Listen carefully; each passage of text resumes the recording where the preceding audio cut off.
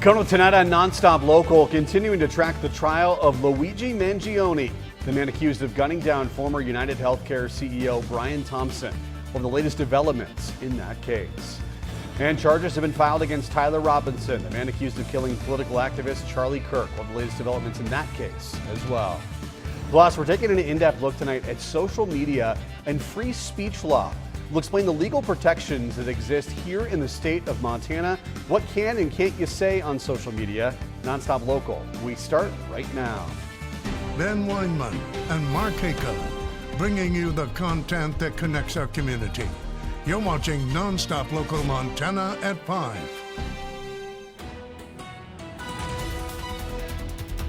We open our show tonight on this Tuesday evening with breaking news. Today, authorities took a student at Rygate Public Schools into custody for allegedly threatening others. Thanks for joining us, everyone. I'm Ben Weinman. Here's what we know so far. The Golden Valley County Sheriff's Office says the school received a credible threat today, and upon further investigation, authorities took a student into custody. The Sheriff's Office says there was no apparent threat to the community. The arrest was reportedly made before the start of school. And tracking crime out of Billings tonight, police are sharing updates on their investigation into a recent shooting. BPD says just before 8:30 last night, they got a call reporting a shooting near the area of 3rd Avenue South and South 28th Street. There, police found a man who sustained a gunshot wound. An EMS team rushing that man to a local hospital. The shooter, by the way, not in custody at this time. Officers are continuing to investigate this crime, folks. So any witnesses are encouraged to call the Billings Police Department. Hopefully, folks, yep, you see it right there. You see the number right there, 406-657-8460. And they're also tracking crime out of Flathead County tonight. The Sheriff's Office is reporting an arrest this evening. The Flathead County Sheriff's Office says that yesterday, deputies found Joseph Castell, who had an active warrant out of Powell County for absconding probation, driving around town in Kalispell. When deputies tried to pull him over, he sped away. Castell eventually abandoning his car and entering a home. And after a SWAT team surrounded that home, Castell surrendered without further incident.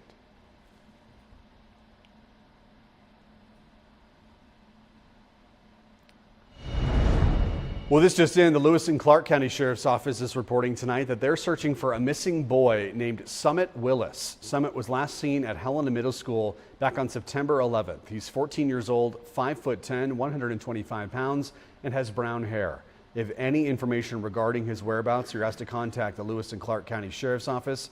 The number right there, 406-447-8204. Well, in continuing coverage tonight, it's been nearly a week since the Yellowstone Valley Animal Shelter in Billings filled with smoke, and all employees and animals had to be evacuated. Law enforcement used that incinerator on site to burn meth, which led to smoke filling up the shelter building. In the days following that evacuation, YVAS has worked with a company to decontaminate the building, find new homes for 75 pets, and try to figure out when they might be able to reopen, which could take weeks. YVAC's Executive Director Trinity Halverson estimates that over 10 incidents like this have happened over the past 2 years when law enforcement used the incinerator, but never to the extent that was seen last Wednesday. This is not the first time that we have evacuated animal rooms because of this issue. Now, in the original permit, the Montana DEQ granted Billings Animal Control. It states under operational requirements. You briefly saw it there. We'll show you it once again. In a statement, in the following days of the evacuation, YVAS worked with that company. Now, the Billings Animal Control shall not incinerate/cremate any material other than animal remains and or any corresponding container unless otherwise approved by the department. Now, in last night's Billings City Council work session, City Administrator Chris Kukulski claimed that law enforcement and staff were following correct procedure, but that still resulted in smoke filling the shelter. There is a specific protocol process that we have followed and did follow and have documentation. I've got confirmation from the health department that last week it was followed as it should be anytime we incinerate something other than what that original purpose was. We have a kind of a backup to the backup of a fan that is used to dissipate air if we get any backflow. Unfortunately, that fan was removed from its location and used elsewhere in the building. And so This Friday, YVAS is hosting a free adoption event at Canyon Creek Brewing for their dogs that are currently in foster care. At the event, they're going to be also accepting donations of both money and supplies just to restock the inventory that was contaminated. For more info on that event and other ways that you can help, you can follow this story on our website. Well, folks, beyond the big sky tonight, the judge hearing the case against Luigi Mangione has dismissed 2 terror-related charges against him. Mangione is accused of gunning down former United Healthcare CEO Brian Thompson last year. The judge says those 2 charges are, quote, legally insufficient. Mangione still faces a count of murder in the 2nd degree, and he made an appearance in state court in Manhattan today. His lawyers want the judge to dismiss that murder charge since the 27-year-old is facing federal charges for the same killing. They also want to suppress evidence seized at the time of his arrest and statements that he made to law enforcement. Mangione faces a possible life sentence if convicted in the New York State Court, and the Justice Department has announced it's going to seek the death penalty against him in the federal case. In another story in the courtroom tonight, charges have been announced against the man accused of killing conservative activist Charlie Kirk. Prosecutors in Utah County charged 22-year-old Tyler Robinson today with aggravated murder for the shooting death of Kirk during a speaking engagement last week at Utah Valley University. Right now, Robinson is being held without bail, and prosecutors say they're going to seek the death penalty. And right now, the leader of the FBI, Kash Patel, getting some criticism for his handling of the murder of Charlie Kirk. Today on Capitol Hill, Senator Dick Durbin of Illinois slamming Patel for an early and incorrect social media claim that a suspect was in custody for Kirk's murder, which Patel later walked back. Mr. Patel was so anxious to take credit for finding Mr. Kirk's assassin that he violated one of the basics of effective law enforcement. At critical stages of an investigation, shut up and let the professionals do their job. In response to critics like Senator Durbin, Patel said he is still confident in his ability to lead the FBI and that he's not going anywhere.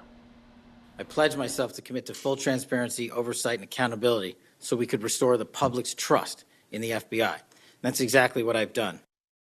And in the midst of those talks today on Capitol Hill, there have also been a lot of discussions on social media regarding Charlie Kirk's life and legacy. Montana Governor Greg Gianforte recently commented on some of the more divisive aspects of that discourse. This past Friday, our governor says in part, quote, "It's disgusting to see people using their freedom of speech to celebrate Charlie Kirk's murder on social media and further divide our country.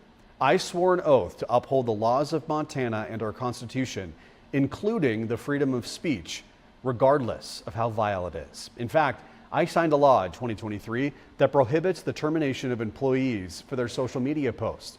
Now is a time to heal as a nation, not divide." Our Alex McCollum joining us tonight recently read the text of that bill that Gianforte mentioned. He joins us now with an in-depth look at the specifics of that policy and what you can and potentially can't say on social media. The law puts restrictions on how employers can access an employee's personal social media accounts in the name of protecting employee free speech. Now, it does set up guidelines on when and how an employer can request access and what rights an employee has. The law says employers cannot request usernames or passwords from employees for personal accounts. They can't request an employee to access their social media in their presence, and they can't ask an employee to share information from their personal accounts. However, employers can request access when it's part of an employee misconduct or defamation investigation, they believe an employee is sharing confidential company information, or if it's part of a larger legal investigation. Now, an employer cannot discipline or fire an employee for not complying with a request that doesn't meet those guidelines. They also cannot be fired or disciplined for legal free speech on social media unless that speech violates written company policy or the employee's contract. I spoke with Lee Banville, director of the Journalism School, to learn more when it comes to social media laws and what you should and shouldn't post online. He says you should remember whether you're writing something on a public page or in a direct message, it's considered public. I think people misunderstand that. They think, oh, well, I did this on Snapchat and it's supposed to disappear, or, this was a DM on Instagram and so people won't see it. That's just not legally true. Like, people the law doesn't see it as a private statement. It sees it as you putting a message out to the world in a way. Banville says right now his growing concern is people not speaking about current events when that speech is thoughtful and protected. Now, it's worth noting this law only applies for personal social media accounts, not for accounts made for the company. The law also says employees can take legal action to protect their accounts when an employer requests access. Reporting in Bozeman, I'm Alex McCollum, NonStop Local. Fascinating reporting tonight, Alex. Thank you. And folks, by the way, that's just the tip of the iceberg when it comes to that law here in Montana. We're going to provide an even more in-depth examination of that law's text. It's happening tomorrow during our 360 segment during our 6:30 show. Okay, we're going to take a break from news on this Tuesday evening, discuss some local weather trends. The official start of fall still about a week away. With that being said, wintry weather already in parts of our state tonight. Meteorologist Mark Kaka joining us tonight. And, you know, I just got to say, folks, I was sitting at my desk today, getting ready for the show. And Mark Kaka basically runs, you were running into the newsroom because you had something to show us.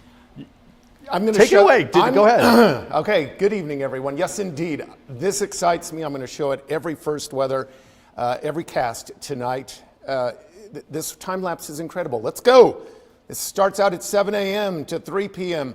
Beautiful time lapse. My goodness gracious. As you can see, very low clouds in Hellgate Canyon coming into the Missoula area, and didn't really receive much rain. And then by afternoon, the sun came out and it was beautiful. Just a beautiful late summer evening in the Garden City. But isn't that a great time lapse? Wow.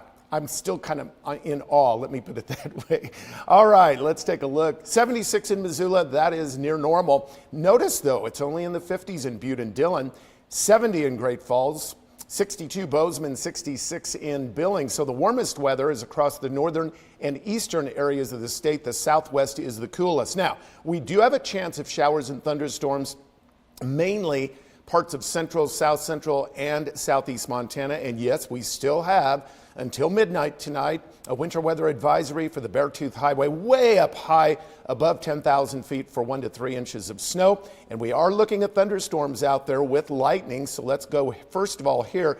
Pretty intense storms right now harden into the coal strip area northeast of Roundup and also west of the Billings area, and also some showers developing around Helena as well. I'm going to go through these really quickly. Miles City, Glasgow, Lewistown, and let's see what's next, Butte and Kalispell. I have a lot more to talk about. Still excited about the time lapse. More to come. Those clouds remind me of my childhood in Seattle, Mark Hick. I appreciate it. Well, folks, let's go to Great Falls this evening. The Great Falls Development Alliance is setting its sights on the next 3 years with a plan to grow jobs, housing, and opportunities throughout north central Montana. Joey Taylor is showing us tonight how the 2026 to 2028 strategy is really zeroing in on the people, the places, the opportunity, and the teamwork.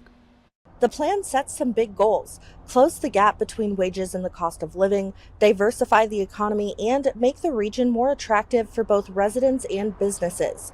Under the people category, housing, workforce training, and childcare top the list. GFDA wants to see more homes built at every price point and more childcare options to help parents stay in the workforce.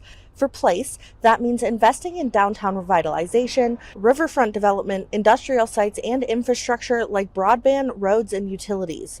Opportunities are all about business. GFDA is targeting industries like food processing, bioscience, energy, defense, and tourism, while also supporting entrepreneurs and small businesses. And finally, the team focus: raising more capital, strengthening partnerships with rural and tribal communities, and keeping investors and the public engaged. Some of the momentum is already here. Projects like a new hyperscale data center, a mixed-use development called The Falls, and expansions at Montana Renewables are setting the stage. In Great Falls, I'm Joey Taylor, NonStop Local. Thanks. And GFDA will measure success by new jobs, housing units, business growth, and overall economic health. That strategy will run through 2028. By the way, if you want a full look at that economic development strategy, we've put it up on our website. Head to nonstoplocal.com. Folks, just getting started on this Tuesday evening. After the break, meteorologist Mark Haka is going to return, giving a longer look at the rest of your work week forecast. And folks, of course, before we head to break, just some sad news to report tonight.